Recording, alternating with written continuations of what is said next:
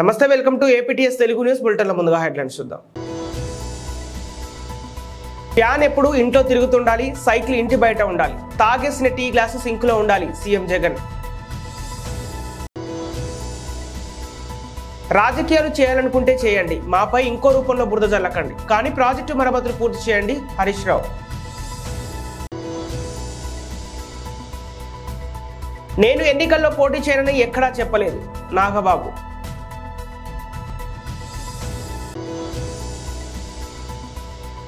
ప్రపంచ అగ్రరాజ్యాలకు ధీటుగా నవభారత్లో మౌలిక వసతులు జి కిషన్ రెడ్డి బీజేపీ. ఉమ్మడి అనంతపురం జిల్లా రాప్తాడులో సిద్ధం సభకు హాజరైన సీఎం జగన్ ఆసక్తికర వ్యాఖ్యలు చేశారు. ఫ్యాన్ ఎప్పుడు ఇంట్లో తిరుగుతుండాలి, సైకిల్ ఇంటి బయట ఉండాలని, తాగేసిన టీ గ్లాస్ సింక్ లోనే ఉండాలని తనదేశీయులు పేర్కొన్నారు.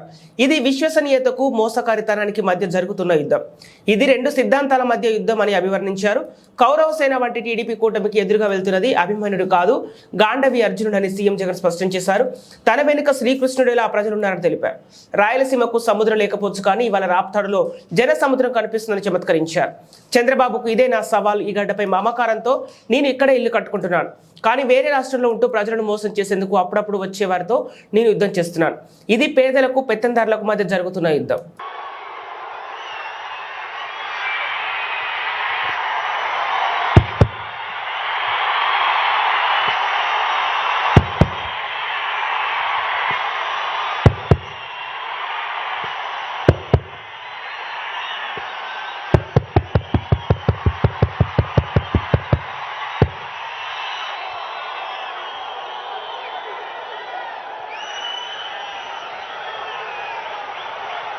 ఈరోజు రాయలసీమలో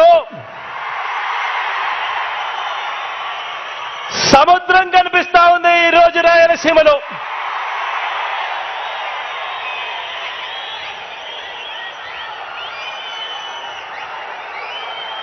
జన సముద్రం మధ్యలో జిల్లాల విభజన తర్వాత రాయలసీమలకు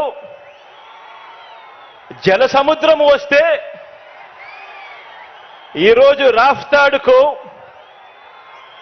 జన సముద్రం ఈరోజు రాఫ్తాడుకి ఇక్కడికి వచ్చింది.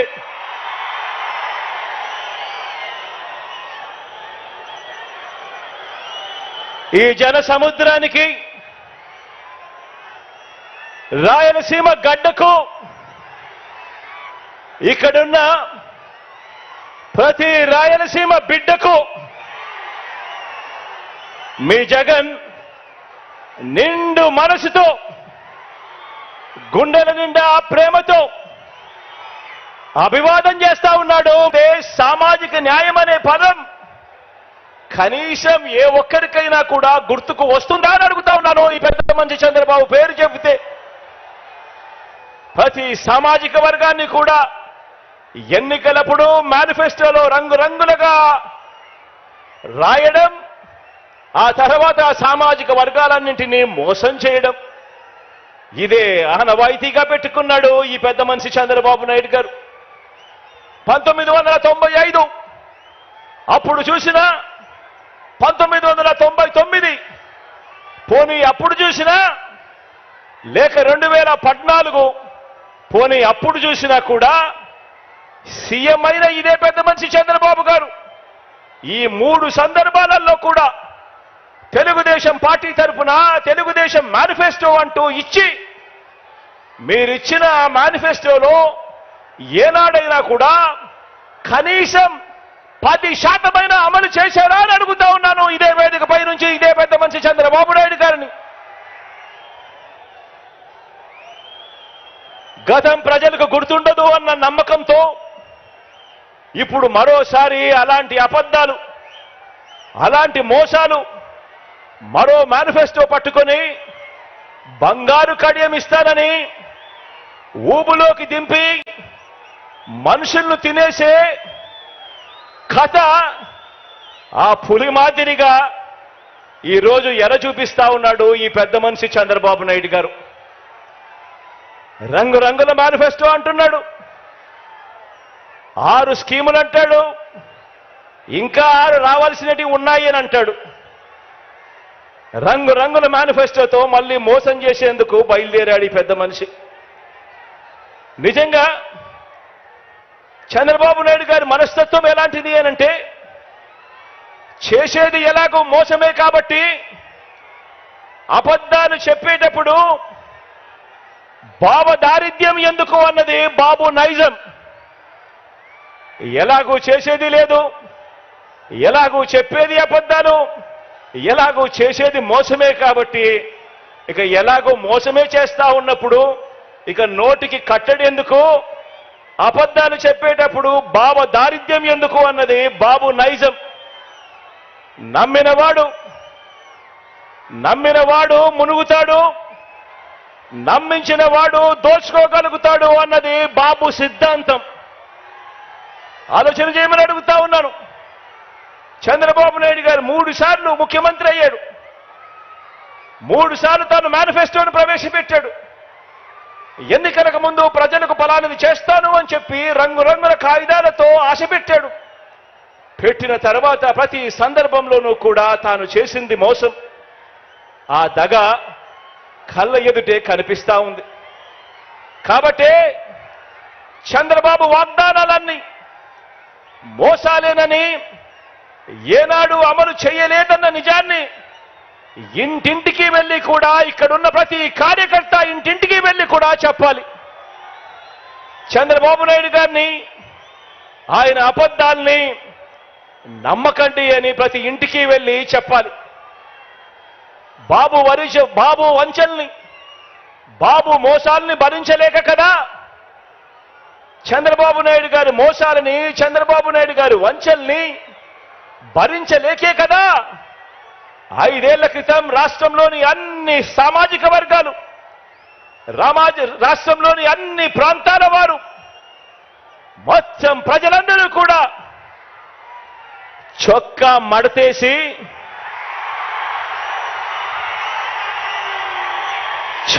మడతేసి బాబుకున్న కుర్చీలను కూడా మడిచి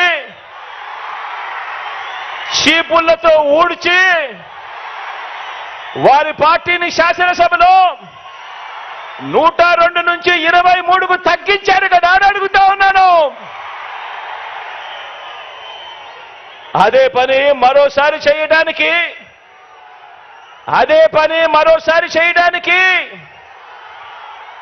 చొక్కాలు మడత వేయడానికి సిద్ధంగా ఉన్నారా?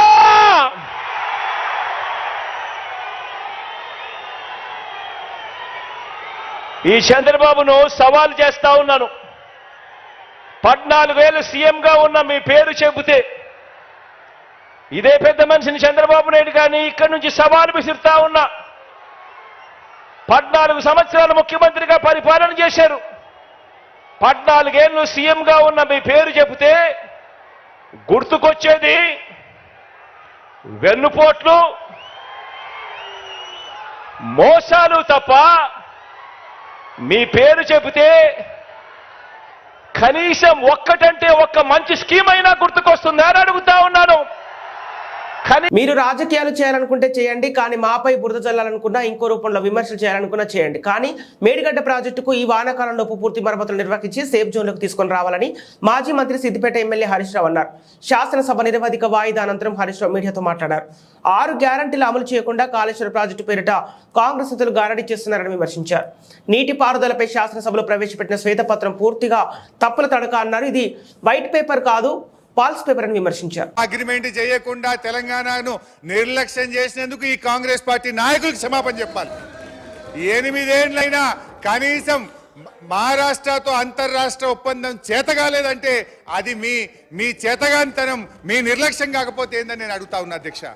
అధ్యక్ష యాక్చువల్గా నీళ్లు లేని చోట మీరు ప్రాజెక్టు కడితే సిడబ్ల్యూసి సూచనల మేరకు నీళ్లున్న చోటికి మార్చి మీరు పెట్టిన ఖర్చు వృధా కాకుండా సద్వినియోగం చేసేటువంటి ప్రయత్నం చేసాం అని మీ ద్వారా వారికి తెలియజేస్తా ఉన్నా. అధ్యక్ష రంగారెడ్డి జిల్లాకు అది టేల్ ఎండ్ అవుతుంది, నీళ్లు రాదని పాలమూరు ఎత్తిపోతల పథకం నుంచి 6 లక్షల ఎకరాలకు డిపిఆర్ లో స్పష్టంగా పెట్టాం. ఇవాళ రిజర్వాయర్లు అయిపోయినాయి, మీరు కాలువలు తవ్వుతాయి. ఎందుకంటే మొన్ననే మనకు నీటి కేటాయింపులు వచ్చినాయి, ఎన్విరాన్మెంట్ క్లియరెన్స్ కూడా అయిపోయింది. ఆ ఈసీ తెచ్చితే ఇలా కాలువలు తవ్వుతే రంగారెడ్డి జిల్లాకు ఒక్క ఏడాదిలోగా నీళ్లు తెచ్చే అవకాశం ఉంది. ఆ పని చెయ్యండి అని చెప్పి మీ ద్వారా వారికి మనవి చేస్తా ఉన్నా అధ్యక్ష. ఈరోజు ఆ తమ్మిడిహట్టిలో ఆడ చాప్రాలనే వైల్డ్ లైఫ్ లో ఇరికిచ్చారు అధ్యక్ష. వాస్తవానికి ఆ రోజు నేను కూడా 2 సార్లు వెళ్ళాను అధ్యక్ష. మొదలు మేము వెళ్ళినప్పుడు అక్కడ కాంగ్రెస్ ప్రభుత్వం ఉంది. అప్పటి కాంగ్రెస్ ఇరిగేషన్ మినిస్టర్ గారిని నేను కలిస్తే మేము ఢిల్లీ కాంగ్రెస్ చెప్పినా ఏపీ కాంగ్రెస్ చెప్పినా అప్పుడే ఒప్పుకోలేదు, మేము ఒప్పుకునే సమస్య లేదు, ఎట్టి పరిస్థితుల్లో కూడా 152లో బ్యారేజ్ కట్టడానికి ఒప్పుకోము అని ఆనాడు మహారాష్ట్ర ఇరిగేషన్ మినిస్టర్ అప్పటి కాంగ్రెస్ ప్రభుత్వంలో చెప్పారు అధ్యక్ష. ఆ తర్వాత 6 నెలల తర్వాత ఎలక్షన్స్ అయ్యి అక్కడ బీజేపీ ప్రభుత్వం వచ్చింది. మళ్ళీ అక్కడికి వెళ్ళాం. అక్కడికి వెళ్ళి దేవేంద్ర ఫడ్నవీస్ గారు ముఖ్యమంత్రి అయితే వారిని అక్కడ ఇరిగేషన్ మినిస్టర్ను కలిసి మాకు ఇది ఒప్పుకోండి 152కు, మాకు తెలంగాణకు జీవనాధారం అని చెప్పి ఎన్ని రకాలుగా అడిగినా ఆయన ఏమన్నాడంటే అసలు దీనికి వ్యతిరేకంగా పోరాటం చేసిందే నేను, జైళ్ళలో పడ్డా అరెస్ట్ అయినా ఈరోజు రాష్ట్ర ముఖ్యమంత్రిగా నేనెట్లు ఒప్పుకుంటా 152కు, ఒప్పుకునే ప్రశ్నే లేదని కొత్తగా మహారాష్ట్రలో పదవి బాధ్యతలు చేపట్టిన ఫడ్నవీస్ ముఖ్యమంత్రి గారు చెప్పారు అధ్యక్ష. స్వయంగా కేసీఆర్ గారు కలిసి మేము కలిసి అన్ని ప్రయత్నాలు చేసిన తర్వాత ఒప్పుకునే ప్రశ్నే లేదు అని చెప్పి ఆ కొత్తగా వచ్చిన ప్రభుత్వం కూడా చెప్పిన తర్వాత ప్రత్యామ్నాయం లేని పరిస్థితి. 7 ఏళ్లు మీరు సమయం వృధా చేశారు. మరి మేము 7 ఏళ్లు దాని హెడ్ ఎక్కడ కట్టాలో అసలు మహారాష్ట్రలపై అనుమతి లేకుండా మనం బ్యారేజ్ కట్టగలుగుతామా? మీలాగా 8 ఏళ్ల సమయం వృధా చేయాలనుకుంటున్నారా? అయితే ఆ రోజు వ్యాప్కోస్ అనే కేంద్ర ప్రభుత్వ సంస్థకు మాకు ఈ సమస్య వచ్చింది. ఒకవైపు సిడబ్ల్యూసి నీళ్లు లేదు, మీకు అవసరమైన నీటి లభ్యత తమ్మిడిహట్టి దగ్గర లేదు, మీరు ప్రత్యామ్నాయం చూసుకోండి అని సిడబ్ల్యూసి చెప్తుంది. మరోవైపు మహారాష్ట్ర ఒప్పుకోనంటుంది. ప్రత్యామ్నాయం మెగా బ్రదర్ జనసేన పార్టీ ప్రధాన కార్యదర్శి కొనిదెల నాగబాబు గత ఎన్నికల్లో నరసాపురం ఎంపీ స్థానం నుంచి పోటీ చేసి ఓటమి పాలయ్యారు. అయితే ఈసారి కూడా పోటీ చేస్తారా లేక పోటీకి దూరంగా ఉంటారనే అంశంపై నాగబాబు ఆసక్తికర వ్యాఖ్యలు చేశారు. ఇక విశాఖలో ఆయన మీడియాతో మాట్లాడుతూ వచ్చే ఎన్నికల్లో తాను పోటీ చేయరని ఎక్కడ చెప్పలేదని స్పష్టం చేశారు. ఈ విషయంలో పవన్ కళ్యాణ్, చంద్రబాబు ఆలోచించి నిర్ణయం తీసుకుంటారని వెల్లడించారు. పోటీ చేసే అంశంపై త్వరలోనే స్పష్టత వస్తుందని వివరించారు. కాగా నాగబాబు అనకాపల్లి జిల్లా యలమంచిలిలో ఇల్లు తీసుకోవడంతో ఆయన ఎంపీగా పోటీ చేసేది అనకాపల్లి స్థానం నుంచి అనే ప్రచారం జరుగుతుంది. ఇటీవల అనకాపల్లి పార్లమెంట్ స్థానం పరిధిలోని పాయకరావుపేట నియోజకవర్గ సమీక్ష కూడా నిర్వహించారు. హృదయపూర్వక ధన్యవాదాలు. మీలో చాలామందికి తెలుసో తెలియదో నాకు తెలియదు, కానీ మేము మెడ్రాస్ నేను దగ్గరుండి ఒక కరస్పాండెంట్ ఉండేవాడు. చాలామంది అభిమానులు లెటర్, అప్పుడు ఫోన్స్ లేవు, లెటర్స్ రాస్తే ఆ లెటర్స్కి సమాధానం ఇస్తూ ఆ సినిమాకు సంబంధించిన సమాచారం, చిరంజీవి గారి ఫోటోగ్రాఫ్ ఇవి దగ్గరుండి చూసుకునేవాడు. సో అలాగా ట్రావెల్ చేస్తుండగా ఆఖరికి మేము 1993 or 94లో హైదరాబాద్ వచ్చాం. ముగ్గురు మునగాళ్ళు సినిమా తీయడానికి. ఆ టైంలో అభిమానులందరూ ఉన్నారు, కానీ ఎవరు కూడా ఒక యూనిటీగా కానీ ఒక బలమైన శక్తిగా కానీ కలిసి ఉండలేదు, విడివిడిగా ఉన్నాం. కానీ ఆ శక్తి తాలూకు బలం నాకు తెలుసు, అభిమానుల యొక్క యూనిటీ తాలూకు బలం నాకు తెలుసు. సో ఆ టైంలో స్వామినాయుడు నా దగ్గరికి ఒక జర్నలిస్ట్గా వచ్చాడు. మాట్లాడిన తర్వాత నాకు స్వామినాయుడు పని విధానం నచ్చింది, చేసే మాట్లాడే విధానం. సో స్వామినాయుడిని పెట్టి ఆ తర్వాత మాతో పాటు గంగాధర్ కలిశాడు, చందు కలిశాడు. తర్వాత చాలామంది రమణారెడ్డి గారు లాంటి వ్యక్తులు ఇక్కడున్న చాలామంది కలిసేవాళ్ళు. మేము అప్పట్లో అభిమానులందరినీ జిల్లా వైజ్, ఏరియా వైజ్ పిలిచి వాళ్ళతోటి కమ్యూనికేట్ చేసి అభిమానులు ఎలా పనిచేయాలని ఒక చిన్న దిశానిర్దేశం చేసి సామాజిక కార్యక్రమాల్లో పాల్గొనే విధంగా అందరినీ మోటివేట్ చేసి ఒక సరదాగా అందరం కలిసి ఒక లంచ్ తీసుకొని అలా డిస్పర్స్ అయ్యాం. ఆ విధంగా మాకు 1998 ఆ టైం కల్లా 96 కల్లా బలమైనటువంటి మెగా అభిమానుల ఒక ప్రపంచ అగ్రరాజ్యాలకు దీటుగా నవభారత్లో మౌలిక వసతులు కల్పించడమే కాక ఇతర రంగాలలో అగ్రరాజ్యాలకు సైతం పోటీ చేస్తున్న నవభారత రూపకర్త ప్రధాని శ్రీ నరేంద్ర మోదీ గారితో మన దేశ ప్రతిష్టలు అంతర్జాతీయంగా పెరిగింది. కిషన్ రెడ్డి బీజేపీ గారు, కేంద్ర మంత్రి, బీజేపీ తెలంగాణ రాష్ట్ర అధ్యక్షులు. గత 10 సంవత్సరాలుగా అమెరికాను తలదన్నేటువంటి అద్భుతమైనటువంటి జాతీయ రహదారులు ఈరోజు మన దేశంలో వచ్చాయి.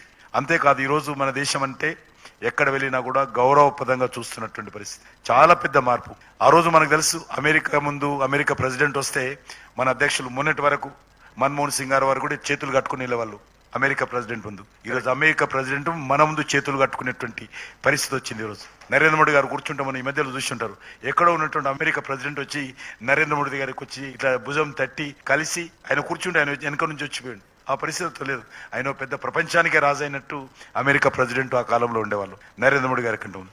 ఈరోజు మారిపోయింది పరిస్థితి. ఈరోజు నరేంద్ర మోడీని అన్ని దేశాలు పొగుడుతున్నటువంటి పరిస్థితి. లోపల భయం, నరేంద్ర మోడీ గారంటే ఒక అసూయ అయినప్పటికీ కూడా పొగుడుతారు బయట.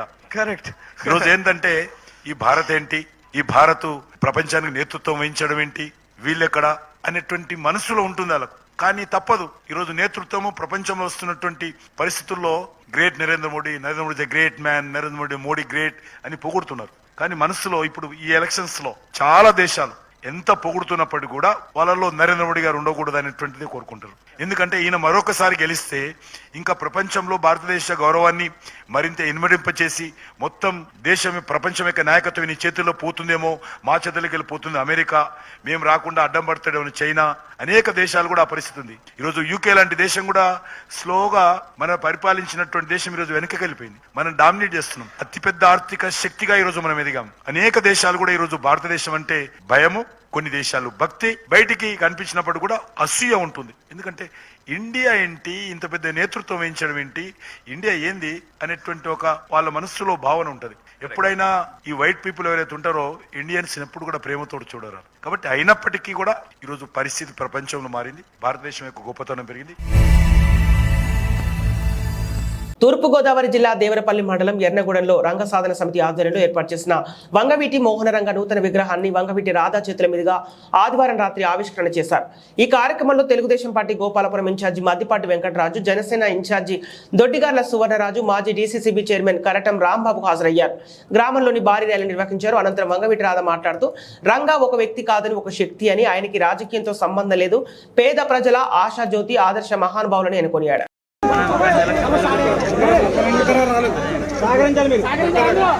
ఎంపీపీ కుప్పాల దుర్గారావు గారు వేదిక మీద రావాల్సిందిగా మరీ కోరు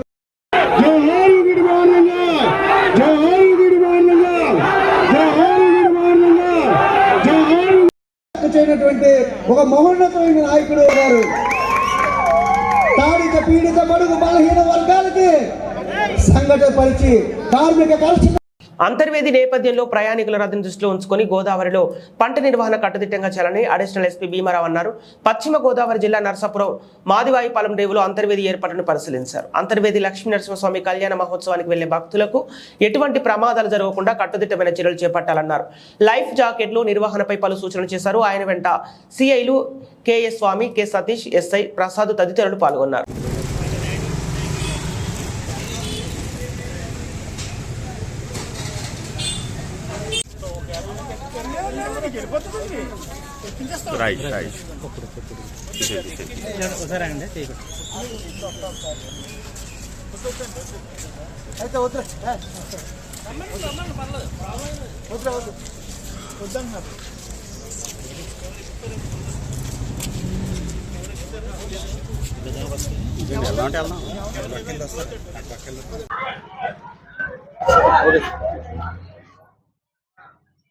రెడీ అండి. అందరికీ నమస్కారం.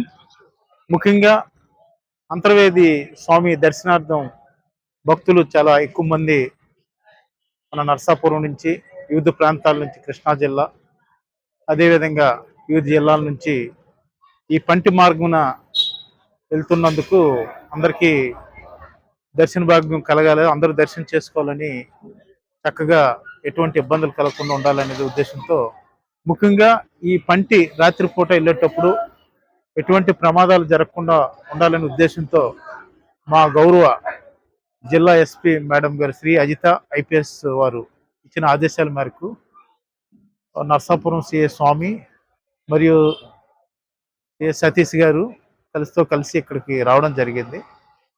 ముందుగా ఈ పంటి నిర్వహణ భాగంగా కొన్ని జాగ్రత్తలు అదే సూచనలు కూడా చేయడం జరిగింది. లైఫ్ జాకెట్స్, అదే బోయాస్, ఎటువంటి ఇబ్బంది లేకుండా ఉండడానికని, ఎవరికి ఇబ్బంది కలగకుండా ఉద్దేశంతో ఈ రాత్రిపూట భక్తులు వెళ్ళేటప్పుడు ఎటువంటి ప్రమాదాలు జరగకుండా ఉండాలనే ఉద్దేశంతో ముందు జాగ్రత్తల చర్యలో భాగంగా ఈరోజు ఇక్కడికి ఇచ్చేసి, అదేవిధంగా ఇతర కొన్ని ప్లేసెస్ ఉన్నాయి, అవి కూడా చూడడం జరుగుతుంది. కొన్ని సూచనలు చేయడం జరిగింది. అందులో భాగంగా ఈరోజు వచ్చి విజిట్ చేయడం జరిగింది. థ్యాంక్ యూ అండి. Thank you very much. Ongole నియోజకవర్గం ఎర్రజర్ల గ్రామం విశ్వవిఖ్యాత నట సార్వభౌమ పద్మశ్రీ డాక్టర్ స్వర్గీయ శ్రీ నందమూరి తారక రామారావు గారి విగ్రహ ఆవిష్కరణ మహోత్సవంలో పాల్గొన్న మాజీ మంత్రి నక్కా ఆనందబాబు గారు, ఇక రాష్ట్ర తెలుగుదేశం పార్టీ ఉపాధ్యక్షులు మరియు మాజీ శాసనసభ్యులు శ్రీ దామచర్ల జనార్దన్ రావు మరియు ఎర్రజర్ల గ్రామ తెలుగుదేశం పార్టీ ఆధ్వర్యంలో విశ్వవిఖ్యాత నట సార్వభౌమ పద్మశ్రీ డాక్టర్ స్వర్గీయ శ్రీ నందమూరి తారక రామారావు విగ్రహ ఆవిష్కరణ మహోత్సవంలో పాల్గొని ఎన్టీఆర్ విగ్రహానికి పూలమాల వేసి నివాళులర్పించిన మాజీ మంత్రి మరియు తెలుగుదేశం పార్టీ పోలిట్ బ్యూరో సభ్యులు నక్కా ఆనందబాబు. ఈ కార్యక్రమంలో ఒంగోలు నియోజకవర్గం ఎర్రజర్ల గ్రామం తెలుగుదేశం పార్టీ నాయకులు, కార్యకర్తలు మరియు ఎన్టీఆర్ అభిమానులు తదితరులు పాల్గొన్నారు. చేశాడు చంద్రబాబు నాయుడు గారు. 9 గారికి నవరత్నాలు కాదు, ప్రతి శాఖకి సపరేట్ స్కీములు ఉన్నాయి. ఎస్సీ, ఎస్టీ, బీసీ, మైనార్టీలకి రకరకాల పథకాలు అమల్లో ఉన్నాయి. అన్ని వర్గాలకి ఆ రోజున కాపు కార్పొరేషన్ ప్రతి వర్గానికి ప్రత్యేకమైనటువంటి పథకాలు దాదాపు 108 స్కీములు అమలు చేసినటువంటి ఘనత చంద్రబాబు నాయుడు గారిని అని చెప్పి మీకు తెలియజేస్తా ఉన్నా. ఒక పక్క సంక్షేమం జరుగుతూ ఉండేది, అభివృద్ధి జరుగుతూ ఉండేది. అసలు తెలుగుదేశం పార్టీ ఎందుకు ఓడిపోయిందో ఆ రోజు మనకి ఎవరికి అర్థం కాదు. ఇప్పుడు కూడా అర్థం కాదు చంద్రబాబు నాయుడు గారిని ఎందుకు ఓడించారా, మరి 23 సీట్లకి ఎందుకు తీసుకుపోయారా అనేది. వైఎస్ఆర్ కాంగ్రెస్ పార్టీ ప్రభుత్వం పతనం ఖాయమని, అన్ని వర్గాల్లో జగన్ ప్రభుత్వంపై అసంతృప్తి, బాబు నాయకత్వాన్ని బలపరిచేందుకు వెల్లురుతున్న యువత, బాబుపై పూర్తి విశ్వాసం పెట్టుకున్న ప్రజలు వచ్చే ఎన్నికల్లో వైఎస్ఆర్ కాంగ్రెస్ పార్టీ ప్రభుత్వ పతనం ఖాయమని మాజీ మంత్రి అమర్నాథ్ రెడ్డి జోసెన్ చెప్పారు. పలమనేరు పట్టణంలోని పాతపేట ప్రాంతంలో ఆయన ఆదివారం ఇంటింటికి తెలుగుదేశం కార్యక్రమంలో భాగంగా పర్యటించారు. ఈ సందర్భంగా ఆర్టీసీ డిపో ఎదురుగానే ఉన్న OLL UP school cross, market committee area, orchid street, Lakshmi Nagar, KVS street, మసీద్ స్ట్రీట్లలో ఆయన పర్యటన సాగింది. ఈ సందర్భంగా లక్ష్మీనగర్ కాలనీ వద్ద ఆయన పార్టీ జెండా ఆవిష్కరించి ప్రజలను ఉద్దేశించి మాట్లాడారు. ఈ కార్యక్రమంలో నాయకులు RBC కుట్టి, గిరిబాబు, చాందుబాషా, సుబ్రహ్మణ్యం గౌడ్, కాజీపీర్, నాగరాజు, బాబాజాన్, హన్సిఫ్, లోకేష్, ఆచారి, షరీఫ్, షకీల్, ప్రేమ్, గౌస్, యూసఫ్లతో పాటు ఫర్వీన్, జనసేన నాయకులు దిలీప్, చైతన్య, హరీష్, నాగరాజు, రమేష్ తదితరులు పాల్గొన్నారు.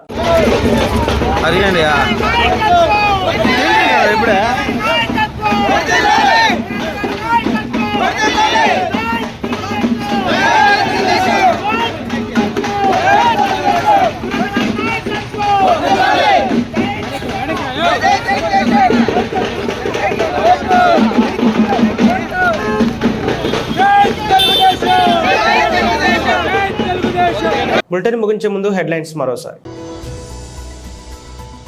ఫ్యాన్ ఎప్పుడు ఇంట్లో తిరుగుతుండాలి, సైకిల్ ఇంటి బయట ఉండాలి, తాగేసిన టీ గ్లాసు సింకులో ఉండాలి, సీఎం జగన్.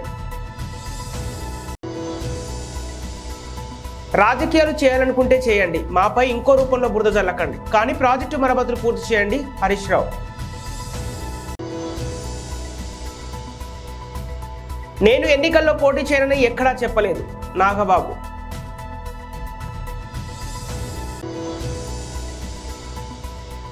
ప్రపంచ అగ్రరాజ్యాలకు ధీటుగా నవభారత్లో మౌలిక వసతులు, జి కిషన్ రెడ్డి, బీజేపీ. ఇవి ఈనాటి వార్తలు. మరో బులెటిన్తో మళ్ళీ కలుద్దాం.